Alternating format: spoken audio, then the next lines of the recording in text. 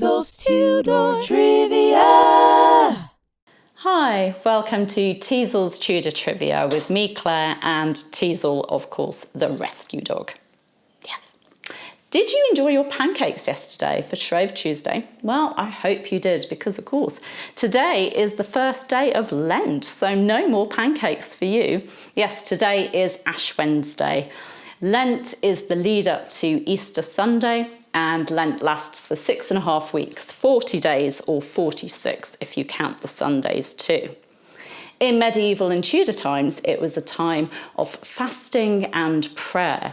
The fasting was a show of repentance and was a way of humbling oneself before God. No meat, eggs, cheese or butter or cream were allowed to be consumed, and marriages were also forbidden during Lent, as was sex. But seeing as we know about birthdays that coincided with conception during Lent, yes, some people didn't actually obey that rule. Ash Wednesday, like Good Friday, was also considered a black fast, so no food at all if you were pious.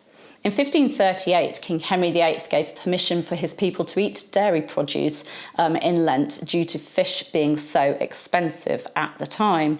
Historian Ronald Hutton says that in Edward VI's reign, when Lord Protector Somerset was in charge, people expected the rules to be relaxed due to the Protestant Reformation, but meat was kept banned during Lent to encourage self-discipline and to support the fish industry. In Mary I's reign, the rules were tightened once more, so meat and dairy produce were banned. Then, in Queen Elizabeth I's reign, it went back to meat only being banned.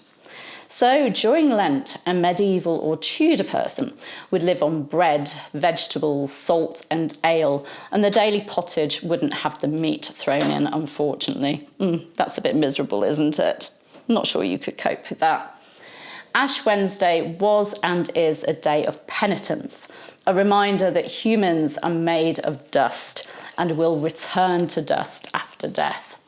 Before the practice was banned in Edward VI's reign, priests would bless ashes, which were traditionally made from burning the previous year's Palm Sunday palms, mix them with holy water, and then people would file before the priest, kneel and have their foreheads marked with the sign of the cross, as is still done in lots of churches today.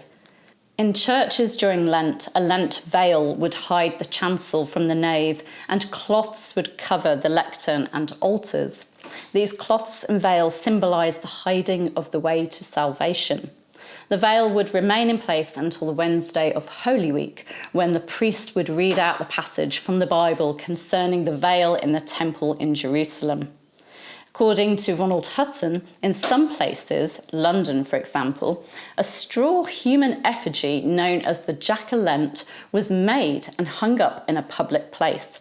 Local boys would pelt the effigy for the 6 weeks of Lent. That sounds fun, if a bit weird. Do you mark Ash Wednesday and Lent in any way? Please do share what you do by leaving a comment telling Teasel and I all about it. Thank you for joining us. Was that a little bit boring for you? Was it a bit tiring? She's so tired after all that Tudor research, aren't you? You can subscribe to our channel by clicking round about there, and please do. Go on, give them one of your puppy dog looks.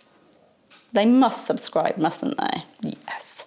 And you can hit the bell to be notified as these videos go live, and give us a like and leave a comment.